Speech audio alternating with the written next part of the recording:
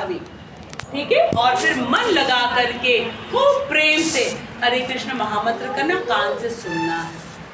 अपने मुख से निकला हुआ जो हरे कृष्ण महामंत्र है उसे कान से सुनना, ठीक है। अब आगे चलते हैं। लेकिन क्योंकि बद्ध जीव कौन है? हम हैं। कौन है? हम हैं, क्योंकि हम तो आत्मा हैं। और कहाँ बंधे हुए? इस शरीर में। कहाँ बंधे हुए? इस शरीर में। अभी बंद जेल में हम अभी आजाद नहीं है। इसीलिए गर्मी होती है तो देखो पसीना निकलने लगता है, विंटर्स होती है तो ठंड लगने लगती है। आत्मा को तो कुछ भी नहीं होता है, क्योंकि शरीर में हम बंधे हुए, इसलिए हमको भी भुगतना पड़ रहा है। आया समझ में? करे। लेकिन क्योंकि बद्ध जीव इंद्रिय तृप्ति के अतिरिक्त और कुछ नहीं जानते, ठीक है। बद्ध जीव क्या है? जो शरीर में बंधे हुए। इंद्रिय तृप्ति बस शरीर के, हमको अच्छा खाने को मिल जाए, अच्छा पहनने को मिल जाए, अच्छा घूमने को मिल जाए, बस। इसके अलावा कुछ नहीं चाहिए। और फिर कहेंगे मजे में हो? हाँ, बहुत मजे में है, ठीक है। भगवत गीता पढ़े, उसकी क्या जरूरत है? बढ़िया बढ़िया खा रहे, बढ़िया बढ़िया घूम रहे, बढ़िया बढ़िया पहन रहे, ठीक है। ये इंद्रिय तृप्ति के अतिरिक्त कुछ और सोच ही नहीं सकते। कौन? बद्ध जीव। कौन? बद्ध जीव, ठीक है। आगे सुनो। अतः मतलब देयरफॉर, इसलिए वे वेदों का अध्ययन इसी दृष्टि से करते हैं। वो वेदों का अध्ययन सोचते हैं बस यही है कि वेदों में कहा गया है कि जो है देवी देवताओं की पूजा कर लो और करके वो तुम्हारी सारी आवश्यकताओं की पूर्ति कर देंगे, अन्न दे देंगे आपको पर्याप्त मात्रा में, सब कुछ बस। लेकिन वेदों का उद्देश्य क्या? सबसे पहले क्या दिया? वेदेश्च सर्वैर अहम एव। अहम किसने कहा है? कृष्ण। कृष्ण को तो जाना ही नहीं। ये कौन है? जो बद्ध जीव है, जो केवल इंद्रिय तृप्ति के लिए वेदों का पालन करते हैं, सकाम कर्म कर रहे हैं, ठीक है। उनको क्या कहा गया? अज्ञानी। क्या कहा गया है? अज्ञानी। अब आगे ध्यान से सुनना। किंतु सकाम कर्मों तथा वैदिक अनुष्ठानों के द्वारा नियमित इंद्रिय तृप्ति के माध्यम से मनुष्य धीरे धीरे कृष्ण भावनामृत को प्राप्त होता है। कम से कम वेदों के अनुसार, ठीक है। देवी देवताओं को भोग तो लगा ले, और देवी देवता अपने पास रखते हैं? नहीं। क्या करते हैं? वो कृष्ण के पास पहुंचा देते हैं। तो धीरे धीरे प्रोसेस थोड़ा स्लो होगा, लेकिन होगा जरूर। धीरे धीरे वो भी कृष्ण भावनामृत बन जाए, ठीक है। थोड़ा लंबा लगेगा। अतः कृष्ण भावनामृत में स्वरूप सिद्ध, ठीक है। कृष्ण भावनामृत में स्वरूप सिद्ध मतलब जिस व्यक्ति को ये ज्ञान हो गया कि मैं कौन हूँ? कृष्ण का अंश हूँ, और कृष्ण कौन है? मेरे अंशी हैं। वो स्वरूप में सिद्ध हो गया, अपने स्व रूप में सिद्ध हो गया, बिल्कुल उसको पूरा ज्ञान हो गया कि मैं कौन? मैं शरीर नहीं हूँ, मैं आत्मा हूँ, और किसका अंश हूँ? कृष्ण का अंश, ठीक है। वही मेरे सब कुछ है। इसको जिसको ज्ञान हो गया वो स्वरूप में सिद्ध हो गया, परफेक्ट। अब वो शरीर की इंद्रिय तृप्ति के लिए कुछ नहीं करेगा, शरीर को केवल मेंटेन करेगा। जैसे हमारे पास गाड़ी होती है, साइकिल होती है, स्कूटर, मोटरसाइकिल, उसको मेंटेन करके रखते हैं ताकि हमारे उद्देश्य की पूर्ति हो जाए, ठीक है। हम पैरों को मेंटेन करके रखेंगे, अच्छे से हम पूजन करेंगे, प्रसाद खाएंगे, ठीक है। देवी देवता को ऑफर करें, कम से कम भगवान को अगर नहीं कर रहे तो भी कम से कम विकर्म तो नहीं कर रहे हैं, ठीक है। तो उनके लिए क्या कहा गया है? अतः कृष्ण भावनामृत में स्वरूप सिद्ध जीव को चाहिए कि अन्यों को अपना कार्य करने या समझने में बाधा न पहुंचाएं। जो स्वरूप सिद्ध हो गया वो जाके बोले अरे तुम ये क्या काम कर रहे हो,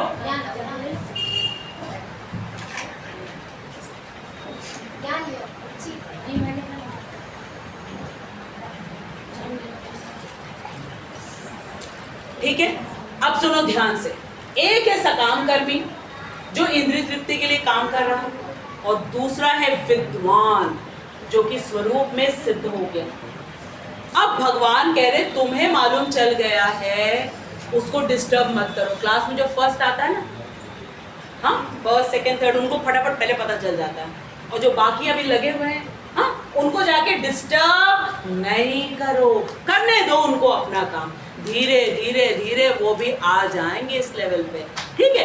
अभी जैसे एक छोटा सा बच्चा है, हाँ वो प्लस कर रहा है ऐसे करके 2+2 ऐसे ऐसे ऐसे ऐसे गिन रहा है, और जो इंटेलिजेंट होता है वो कहता है 2+2 4 हो गया, 4+2 6 हो गया, ऐसे। तुम्हारा लेवल ये हो गया है, अभी उसका लेवल ये नहीं है। उसको जाके ये मत बताओ ऐसे क्या तुम उंगली में गिन रहे हो, लिख लिख के लाइनें खींच खींच के कर रहे हो। करने दो उसको, करने दो उसको, डिस्टर्ब मत करो। लगा हुआ है वो सही प्रोसेस में, कोई बात नहीं, आ जाएगा धीरे धीरे, वो इस लेवल पे आ जाएगा। अभी उसको डिस्टर्ब मत करो, ठीक है। आया समझ में? एक कहा गया विद्वान और एक कहा गया अज्ञानी।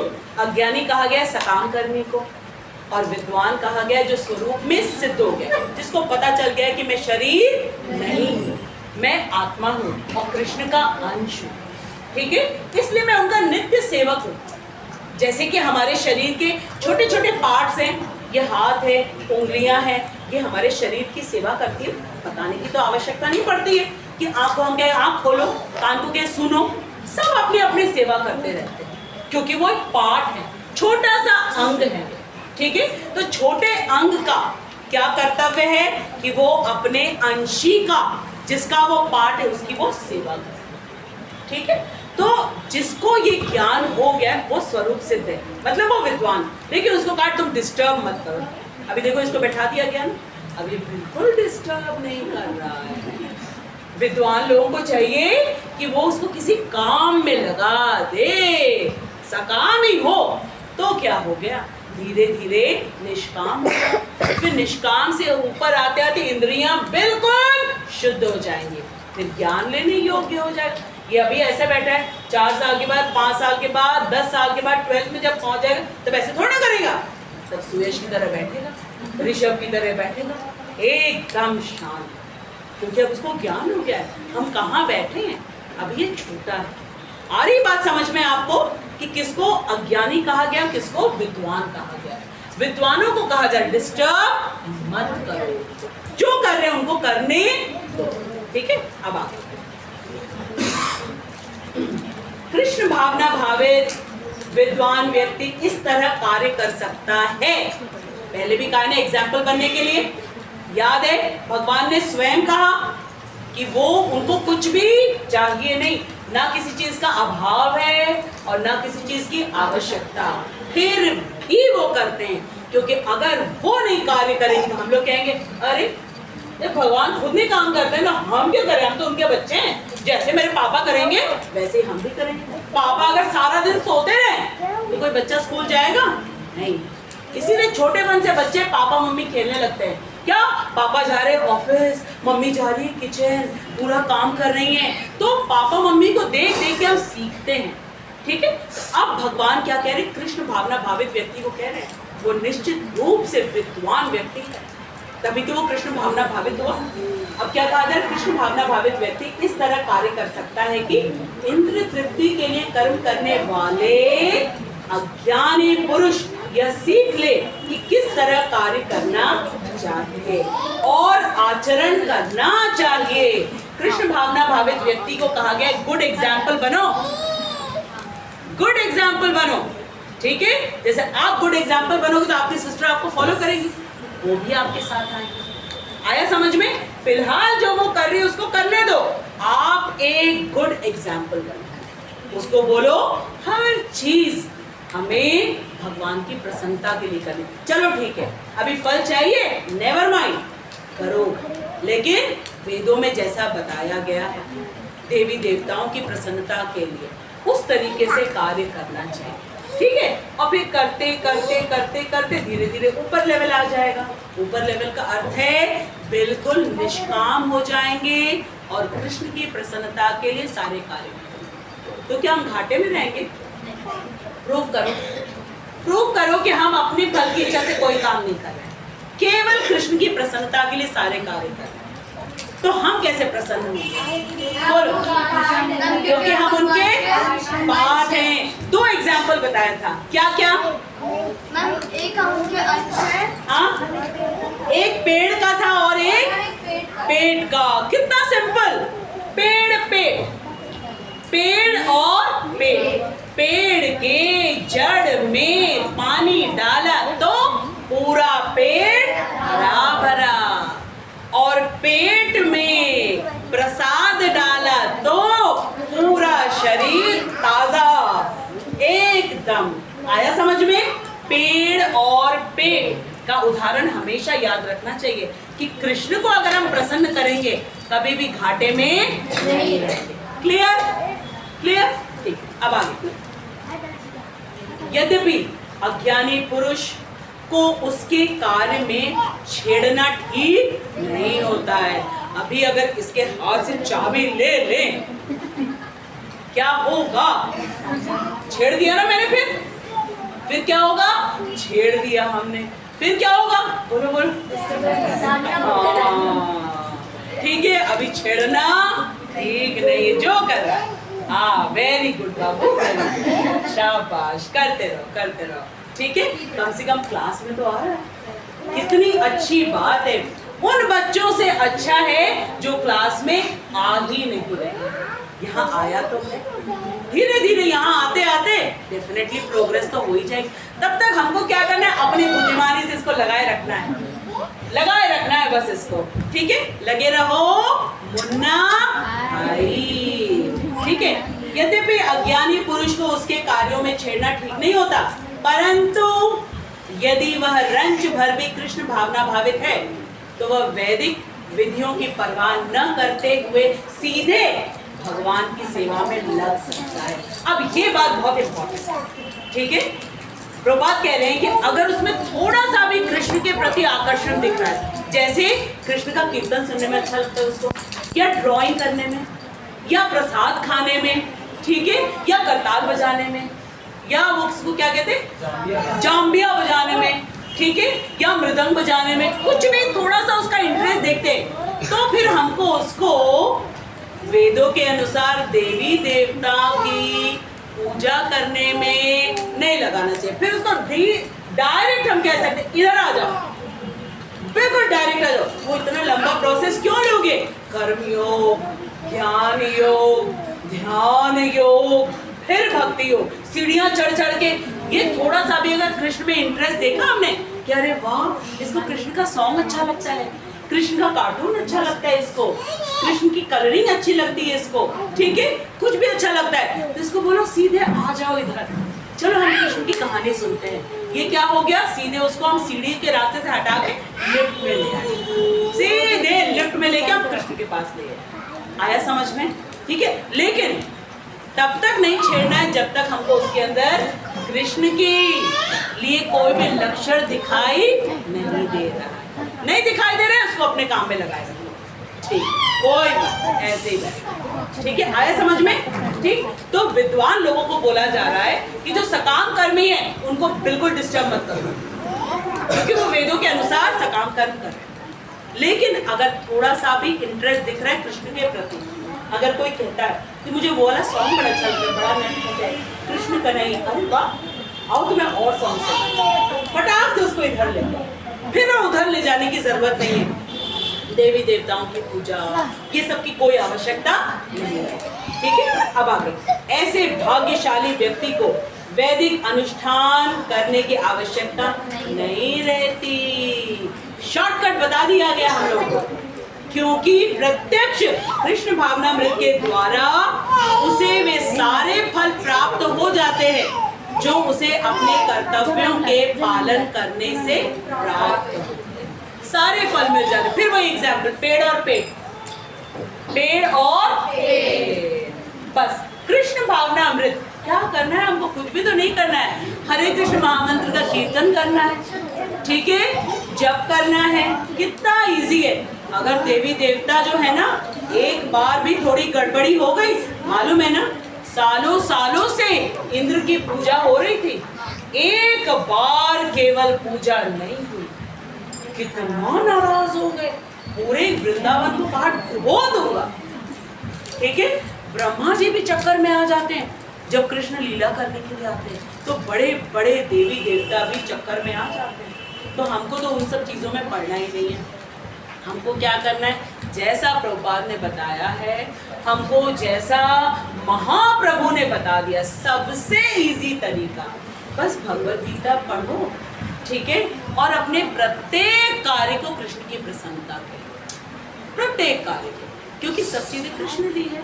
और हमको ये कंफर्म पता भी चल गया है, कृष्ण प्रसन्न तो हम भी प्रसन्न होंगे, मम्मी पापा भी प्रसन्न होंगे, टीचर्स भी प्रसन्न होंगे, सब प्रसन्न हो जाएंगे, कोई भी हमसे अप्रसन्न नहीं होगा। सोच के देखो, सवेरे उठ के आप जप कर रहे हो, मम्मी पापा अप्रसन्न होंगे?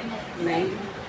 उसके बाद आपको मम्मी ने प्रसाद दिया, ब्रेकफास्ट प्रसाद, आपने अच्छे से प्रसाद खा लिया, मम्मी परेशान होगी और प्रसन्न होगी? नहीं, बहुत ज्यादा प्रसन्न होंगी, ठीक है। कभी आपने डिमांड नहीं रखी मार्केट का सामान लेने की, कितनी प्रसन्न हो जाएंगे।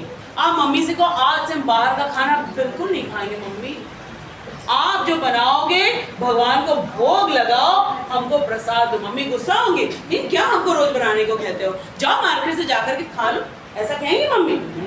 कितने प्रसन्न हो जाएंगे। और जब आप प्रसाद खाओगे तो आपकी जो ये बुद्धि है ना, ये शार्प शार्प शार्प होती जाएगी। क्यों? प्रसाद क्या है? भगवान का उच्चेष्ट। और फिर भगवान कौन है? समस्त ज्ञान, समस्त बल, समस्त सौंदर्य, समस्त यश, सब कुछ आपको मिल रहा है सिर्फ कृष्ण का प्रसाद खाने से। जस्ट इमेजिन कितना शॉर्टकट है। आया समझ में? तो आज हमको दो प्रकार के व्यक्तियों के बारे में बताया। एक बताया गया जो अज्ञानी है। अज्ञानी किनको कहा गया? जो अभी सकाम कर्म में लगे हुए। किस काम में लगे हुए? सकाम कर्म।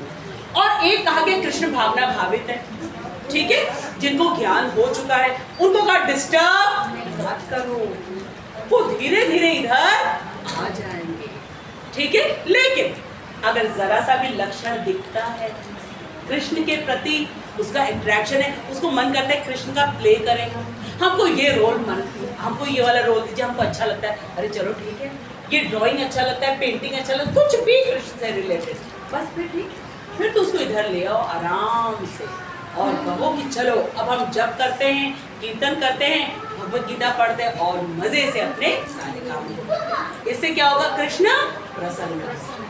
ठीक है, आया समझ में? चलो हम एक बार 3 बार फिर से जो है श्लोक को रिवाइज कर लेते हैं। एक बार आओ सब साथ में। न बुद्धि भेदम जनयेत अज्ञानां कर्म संगिनां जोषयेत सर्व कर्माणि विद्वान् युक्त समाचरन्। फिर से न बुद्धि भेदम जनयेत अज्ञानां कर्म संगिनां जोषयेत सर्व कर्माणि विद्वान् युक्त समाचरन्। कर्म संगिनाम का मतलब है जो बहुत सकाम कर्म में आसक्त है, बहुत ज्यादा सकाम कर्म में आसक्त है, ठीक है, उनको कहा गया वो अज्ञानी है। ठीक, उनके बुद्धि में भेद मत करो, उनको कंफ्यूज करने दो, उनको अभी धीरे धीरे, क्योंकि देवी देवताओं के प्रति तो वो बात मान रहे हैं ना, वेदों के अनुसार करे, विकर्म नहीं करे। इस बात को क्लियर जानना, विकर्म नहीं कर रहे, वेदों के अनुसार कर रहे हैं। धीरे धीरे धीरे वो भी कृष्ण भावना भावित बन गए। लेकिन अगर कोई भी लक्षण दिख रहे थोड़े से, तो उसको जरूर इधर ले, फिर और उसको पूरा कर्मयोग, ज्ञान योग, ध्यान योग की प्रोसेस करने की जरूरत नहीं। लेकिन अभी हम लोगों की इंद्रियां शुद्ध नहीं है, तो अभी हमें क्या करना है? कर्म। अभी हम उसी के लायक, ठीक है, और धीरे धीरे जैसे जैसे भगवान बताते जाएंगे वैसे वैसे हम आगे बढ़ते जाएंगे, ठीक है। हरे कृष्णा